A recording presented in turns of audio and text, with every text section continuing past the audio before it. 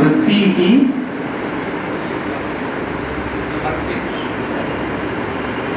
जब हम इसको रिपीट करते हैं फीलिंग के साथ, there is science behind it, neuroscience behind it is, जब किसी भी संकल्प को एक अनुभूति के साथ हम रिपीट करते हैं, विश्वास के साथ, with belief, then that becomes more and more real. जब वो सच्चा होने लगता है, वो विश्वास बढ़ने लगता है उसमें, when it starts becoming more and more true, it starts becoming a part of ourselves. When it starts becoming a part of ourselves, using it becomes more and more effortless. That is the key. तो जब हम विश्वास के साथ इस चीज को मानने लगेंगे कि मैं सचमुच कंबाइंड स्वरूप हूं, मैं सचमुच शिव शक्ति स्वरूप हूं, मास्टर सर्वशक्तिमान हूं, जब फीलिंग के साथ उसको रिपीट करेंगे तो वो स्मृति ही स्वरूप बनेगी, स्वरूप से शक्ति मिलेगी। जब हम उस स्वरूप को बार बार रिपीट करेंगे तो वो स्वरूप ही संस्कार बन जाएगी। जब संस्कार बनेगी, then it will be natural, automatic.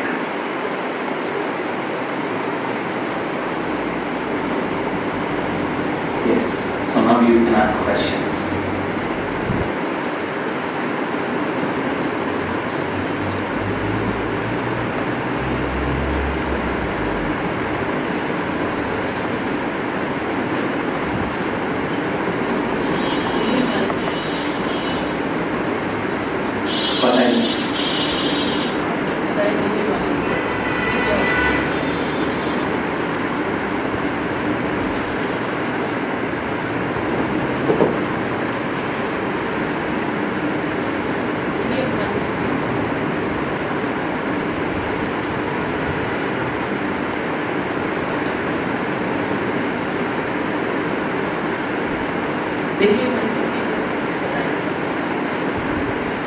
देवीय परिस्थिति पर क्या है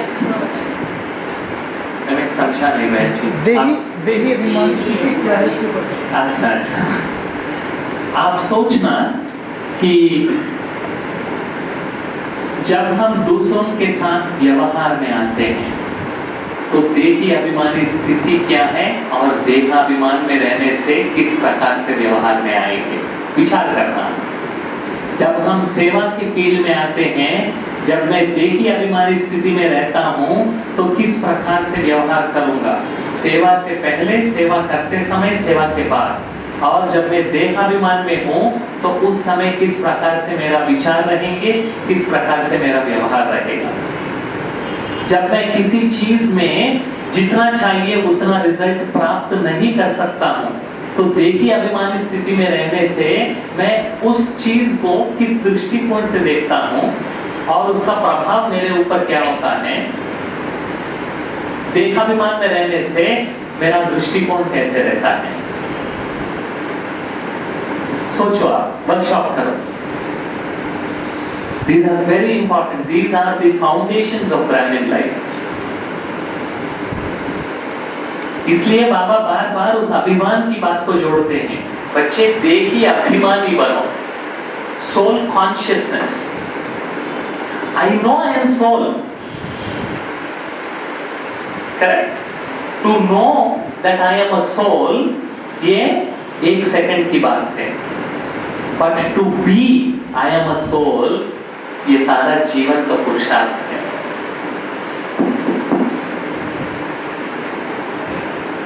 हर जिंदगी के हर पहलू में देही अभिमानी का मतलब क्या है, ये आप सोचना।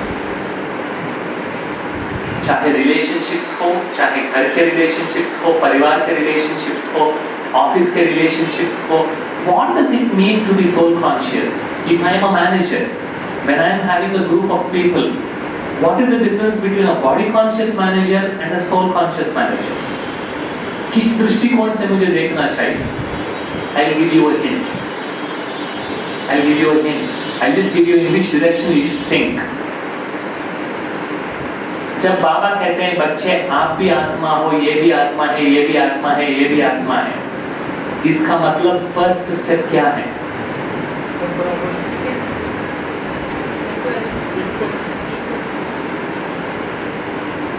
What does equal mean? In what sense are we equal? Seven virtues आपके हैं, वही सेवन virtues इसके हैं. So, what you feel, they feel in the same manner. No. What you want, no. Do you feel the same way as I feel? Let's be very honest. is not reality. Do you feel the same way as I feel? No. So when he says that we are all equal, there are two words I want to introduce today. सोचना इसके बारे में. We are equal but not same. We are different and equal.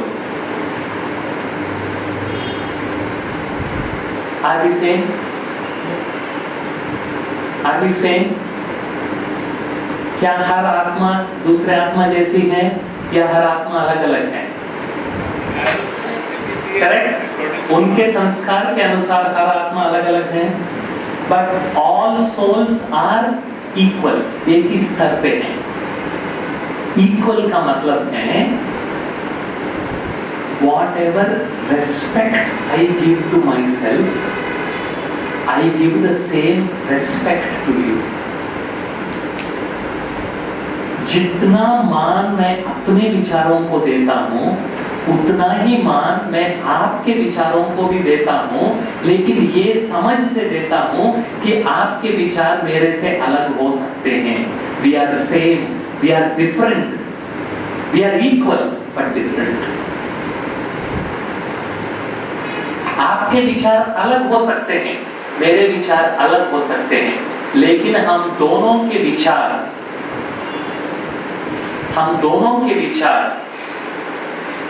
एक ही respect के काबिल है. See the difference now? This is approaching in soul consciousness. When I approach everything in this manner, then what will happen? Most of the problems, where will they come from? 99.9% problems कहां से आते हैं?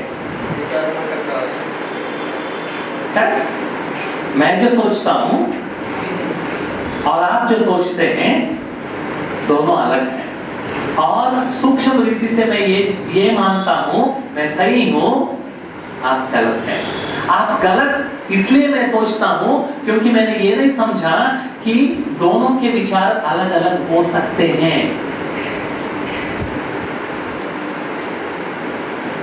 यहां software भी कितने हैं? Software company. अच्छा ठीक है, सॉफ्टवेयर में एक चीज है जिसको कहा जाता है फीचर. ये ऐसा काम करता है तो उसको कहेंगे ये इसका फीचर है. अगर ये काम ठीक से नहीं करता है तो हम कहेंगे ये बग है. बग मतलब ये ठीक से काम नहीं कर रहा है, ये एरर है, मिस्टेक है.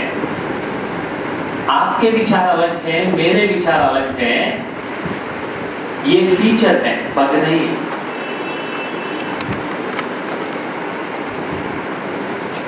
जब मैं देखी अभिमानी बनूंगा तो ये रियलाइजेशन सबसे पहले आएगा. You are different, I am different, I acknowledge our uniqueness and we are equal. I am not above you, you are not above me. We are equal and we are different. इस दृष्टिकोण से आप सोचना. When you act like this, then most of your problems will disappear. और दूसरी बात मैं बताऊंगा, this is also very important, where most of the mistakes happen. When I accept you, it does not mean I agree with you. I'll turn it on its head and then explain. उसका उल्टा रीति से बताऊंगा तो आपको समझ में आएगा. अगर मैं आपकी बात को नहीं मानता हूं, क्या इसका मतलब ये कि मैं आपको ठुकरा रहा हूं? Just because I am not agreeing with what you are saying, does it mean I am rejecting you? No right? इस विषय में मैं आपकी बात मान नहीं रहा, इसका मतलब ये नहीं कि मैं आपको ठुकरा रहा। Correct? Now same thing, you look at the other side of the coin. जब मैं आपको एक्सेप्ट करता हूं, इसका मतलब ये नहीं कि आप जो कह रहे हैं वो मुझे मानना चाहिए, मुझे मानने की जरूरत नहीं है। I don't have to agree in order to accept you. I can accept you and still differ with you. Acceptance means giving that respect, giving that status to you. लेकिन हम क्या करते हैं, इनकी बात अगर मैं सुनूंगा ना तो वो गलती से ये समझ ना जाए कि मैं उनकी बात को मान रहा हूं, इसलिए मैं आपकी बात को सुनूंगा ही नहीं। बात खत्म, क्योंकि मुझे आपकी बात को मानना नहीं है। मैं क्या सोचता हूं, अगर मैं आपकी बात को सुनूंगा तो आप समझेंगे कि मैं आपकी बात को मान रहा हूं, तो ये गलतफहमी आपसे होगी, ये गलत रीति से आप देखने लगेंगे ना तो मेरे से बर्दाश्त नहीं हो सकेगी, इसलिए मैं आपकी बात सुनूंगा ही नहीं। इससे सारे रिलेशनशिप्स बिगड़ जाते हैं। So acceptance is not agreement. Then what happens is, you can have your opinions, I can have my opinions, we can still go together. I will not force you to become like me, and you need not force me to become like you. Because we cannot be same, we cannot. एक जैसे हो सकते हैं? Bore लगेगा। आप सब बाबा बन जाओ या हम सब संजीव बन जाएंगे, तो नंबर देना पड़ेगा, संजीव 1, संजीव 2, संजीव 3। सो बोरिंग नहीं। रोज आपको सिर्फ गुलाब जामुन ही खिलाएंगे, कुछ नहीं खिलाएंगे, ना राइस रहेगा, ना रोटी रहेगी, ना सब्जी रहेगी, सिर्फ गुलाब जामुन खिलाएंगे। खाएंगे? या एक ही सब्जी खिलाएंगे 3 बार, खाएंगे? There's no fun. So acceptance is not necessarily agreement. जब इस दृष्टिकोण से देखेंगे, now you think about soul consciousness, यहां से आप शुरू करो, then start applying to different parts of your life. ठीक है? And I also said one more thing, जब मैं अपने आप को शरीर समझता हूं तो कोई भी चीज चिपक सकती है, it will stick, but when I am soul, nothing sticks. What does that mean? ये भी आप सोचना। Okay, good. Any questions? You can have examination from different departments, okay, from relationship, from society, from office, from either their criteria. But if someone is struggling with the same sanskar every time, so what is the reason behind it, and what is the way to come out of it? I mean, every day you are having same problem. Every day you are having same problem. You cannot say you are moving ahead because you are stuck up with that one. So please explain this. I'll give you a few principles which you can make a note and journal on it, because I don't have time, so I won't go into the details. Very first thing, try to check what is the inferior attainment you are getting through that sanskar. Unless you let go of that inferior attainment, that sanskar won't go away. मिसाल के तौर पर, very simple example, अमृत वेले रात को कितने भी बजे सो जाओ, 9 बजे सो जाओ, 8 बजे सो जाओ, लेकिन फिर भी अमृत वेले आप उठना नहीं चाहते या उठ नहीं पाते, तो उससे इंफीरियर अटेनमेंट क्या है? जो बिस्तर की वार्म फीलिंग है ना, उससे मैं छूटना नहीं चाहता, वो इंफीरियर अटेनमेंट है। इसलिए आप लेट उठने की संस्कार से छूट नहीं पा रहे हो। जब तक आप इस इंफीरियर अटेनमेंट को एंजॉय करते रहेंगे, तब तक आप उस संस्कार से छूट नहीं पाएंगे। So first thing, without knowing what the sanskar, any sanskar you can apply this principle. Let go of the inferior attainment. Second, disown the sanskar. As I said, जब भी मैं आप ये संस्कार को अपना मानता हूं, तो वो चिपक जाती है। Third thing, do not get disheartened. just because it's going to take multiple attempts. I really loved when I read it. I must have heard this Murli, 14, 12, 1978 Murli about 20 years ago. And I never forgot those 3 words. स्वयं के तूफानों में गिरो मत, पत्थर को तोड़ने में थको मत, विजय तुम्हारी हुई पड़ी. वो पत्थर, will take time. Be patient. Be patient. Acknowledge it. Accept it. Work on it. While disowning it. So third thing is, don't get disheartened. Let go of the inferior attainment. Disown the sanskar. Don't get disheartened. Third, very important. Use Baba. Whatever points Baba has taught you, use them so that you can reduce the impact of that sanskar progressively. You may not become free from it in a single day, but at least the impact can come down. Correct? And the next most important thing, create the first steps for new sanskar. नए संस्कार के लिए जो भी चीजें चाहिए धारण करने के लिए, उन चीजों को यूज करना शुरू करो. मिसाल के तौर पर अमृत वेले का ही ले लो. अमृत वेले उठना चाहते हैं, उस संस्कार पर विजय प्राप्त करना चाहते हैं, स्नूज वाली अलार्म मिलती है. स्नूज जानते हैं ना, 2 बार आने वाले अलार्म भी मिलती है.